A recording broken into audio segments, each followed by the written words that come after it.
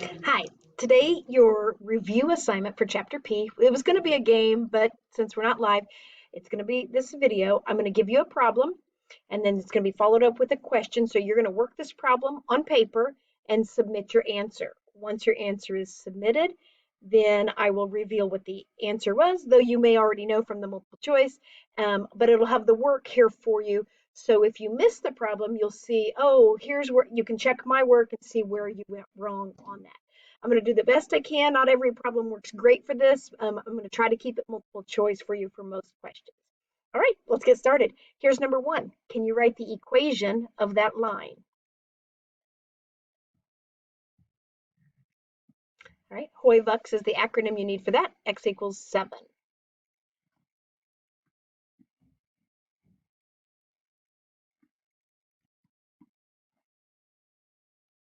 I've given you 2 points here. You need to know your distance formula and your midpoint formula. Go find those two. All right, these are my 2 answers. I went ahead and approximated my distance, and I left my midpoint as a fraction. I actually had it graphed over there. Accidentally forgot to erase that, and you can see it does fall in the midpoint.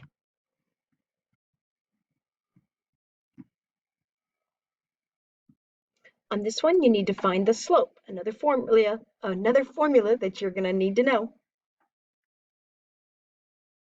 Hopefully that one was straightforward for you. Let's try another one. How about the slope of a line that I've graphed for you? Can you find that slope? That's HOIVUX coming back at us.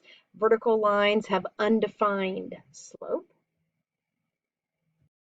Right, we're kind of sticking with all things linear right here. This was the first couple days. If I give you the equation of a line, could you graph that?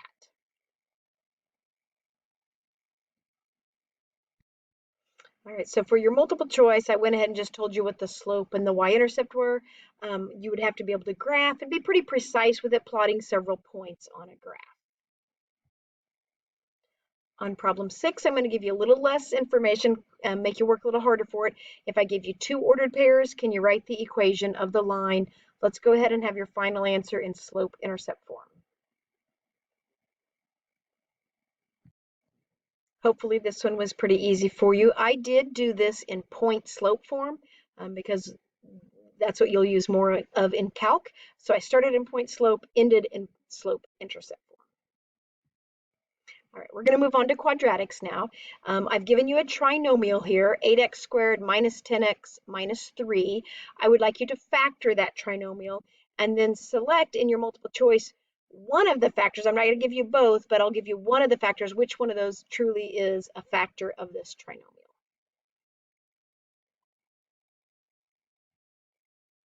I know that we all have different ways of factoring, and that's fine. I do the kind of the guess and check, and some of that I do in my head. These are the 2 factors that you should have ended up with. All right, let's just practice one more of those. A little tougher, bigger numbers. Let's see if you can do this one. Again, I only want one of the 2 that you come up with. If you think ahead a little bit on this, this actually was an easier one because the 61 was so large for the middle term that you knew that you had to be multiplying some big numbers together to get up to that point. All right, the previous problems, you were just factoring. There was no equal sign in the problem. When you put an equal sign in there, now you're going to be able to actually solve it. So let's try this one. Go ahead and factor it and then solve it. All right, that was kind of sneaky of me. You can see that I tried to factor it. Oh, it didn't work. Okay, so anticipate that on your test that we're going to try to factor it because that's usually quicker. But then if it doesn't work, be ready for quadratic formula. You could probably tell from some of my answers that you were going to probably have to do the quadratic formula, but know that formula. All right, this is a different type of quadratic. I've talked to a lot of you about this. If you watched the video, you would have known there's a shortcut to doing this. Maybe take advantage of that shortcut.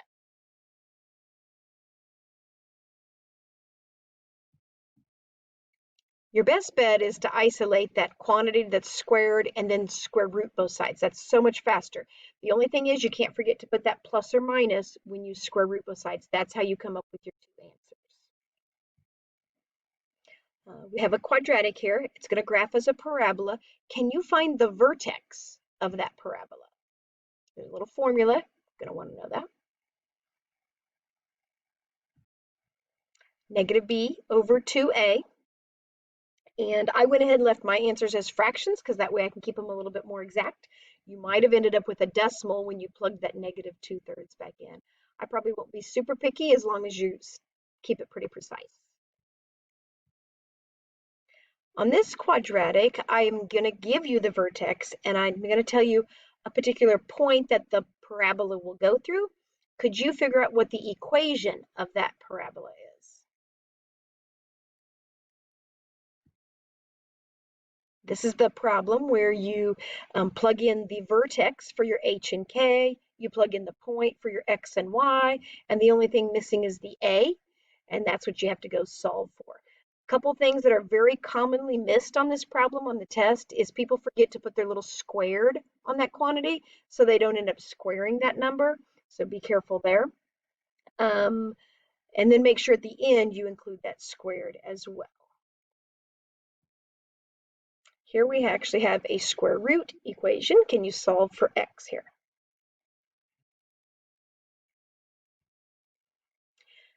Ultimately, you're just going to isolate that square root and then square both sides. Notice I don't put a plus or minus in this scenario. It's only when you put the square root, you do square root on both sides, you put a plus or minus. Here I'm squaring both sides. Don't do it then. Write the variation statement. All right, this is when we did direct variation and inverse variation, and you had to take the formula and write a sentence that explains what's going on here. So do that with this problem.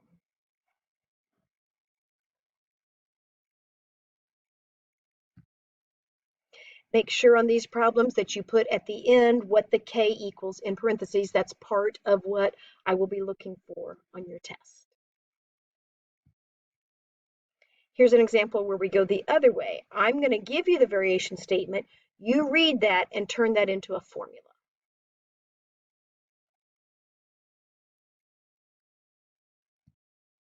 A couple things here. Proportionally, if it's just by itself, means directly, so it varies directly with d squared. And inversely with n, that's actually two different variations going on the same problem. Don't forget to include the k. You might have had it just out in front of the fraction. That would have been okay.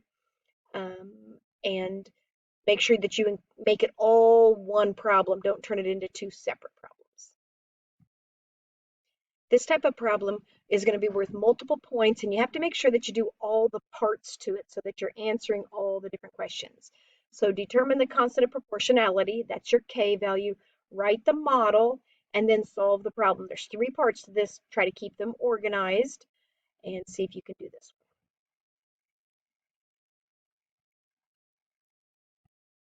All right, so for your multiple choice, I'm just going to give you one option there, one answer, but ultimately on your test, I would look for all three of these circled answers.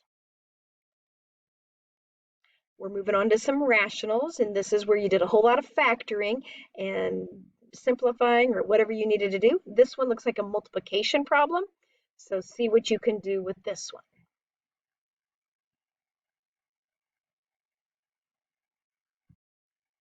Right, this one was a little bit messy because on the top you had to factor out a negative, and so make sure you keep track of that negative. You might have distributed that -1 through, so your numerator might look like negative p minus 2. That's fine, probably preferable. All right, I had a lot to hide with this one, so a lot of little blue boxes. All right, so you got a 5 over 3 times p minus 2, and then you're going to add to it the 2p over p plus 1. Go ahead and add those two fractions and simplify anything you can. Let's see where you end up. All right, I had a lot to kind of hide there with showing how to get that common denominator. You have several things that are part of your common denominator, which makes it a little bit messy. I tried to break this down into several steps. Hopefully you can follow that. Hopefully you got the right answer. Right, again, we're just solving these rationals, but I couldn't hide all the little parts that I wanted to hide as that showed my work. So got a hint on this one a little bit. See if what you end up with for n on this problem.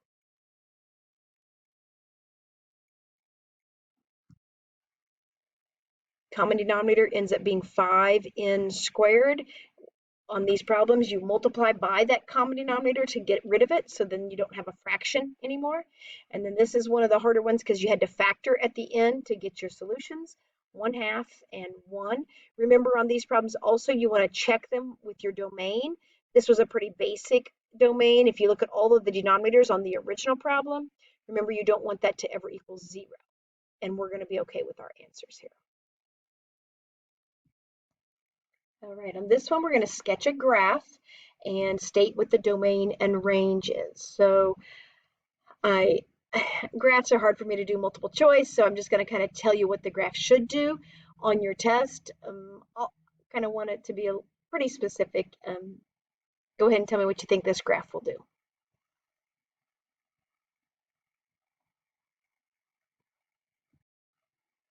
All right, so it should be going left 4. I'm going to be looking that you graph these asymptotes on this rational function. Anytime there's an asymptote, you got to have that dotted line there. You can see that it also went down 1. Really all I'm looking for is that you then, after you get it shifted correctly, that you can get these 2 branches in the proper quadrants. And it's typically top right, bottom left, and when I say quadrants, I mean from the asymptotes, not from the axes, but from the asymptotes, top right, bottom left, unless you had a negative a value, and then that would flip. Make sure that your graphs are truly approaching that asymptote. Sometimes we get sloppy. What else? Oh, and I didn't talk domain and range. Let's talk domain and range. The domain should be -infinity to -4, in parentheses, in union with -4 to infinity.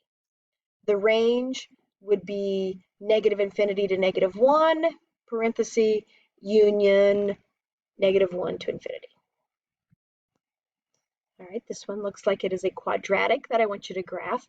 On your test, I will be looking for specific points plotted. I kind of have started an XY table there. You can see that I was getting ready to do that. Do an XY table if you need to make sure you get points plotted accurately. That will be part of your grade. See what you can do. All right, so just to be clear, the shifting part is probably the easiest part. It's not moving left and right at all. It's going to go up 4. I have the vertex plotted. But to get the shape, that -1/2, that's my coefficient, I need to take all of the y's times -1/2. And so I'm going to go from my vertex over 1 down 1/2. I'm going to go over 2 down, well, half of 4 is 2, so 2. Over 3, let's jump to the 4 because it'll work prettier. 4 stays the same, so from the vertex, I'll go over 4, and then half of 16 is 8, so I'd go over 4, down 8. Using this as the parent graph from your toolkit, or the parent table, sorry, from your toolkit, and then you tweak that according to your A value. This is your last one. Looks like it's an absolute value graph. Go ahead and sketch a graph of that. State your domain and range.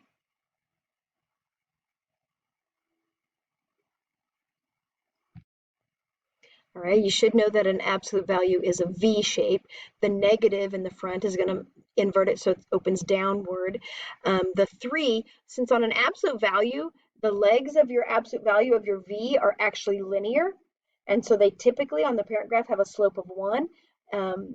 In this case, they'll have a slope of -3 or 3, depending on which side of the V you're working on. Oh, domain and range, I don't think I did that last time. Okay, it looks like domain is your possible x is going to be -infinity to infinity. Your range would be from -infinity up to 2, and then make sure you put a bracket on your 2. All right, I would say that's a pretty good summary of the different things that we have gone over and that you're going to need to know for your test. We still have some graphing calculator stuff, which is applications and worth several points. So you're kind of done with the basic review. And now go watch the second video. The next one has graphing calculator stuff for you to refresh your memory on how to do. So you're ready for your test.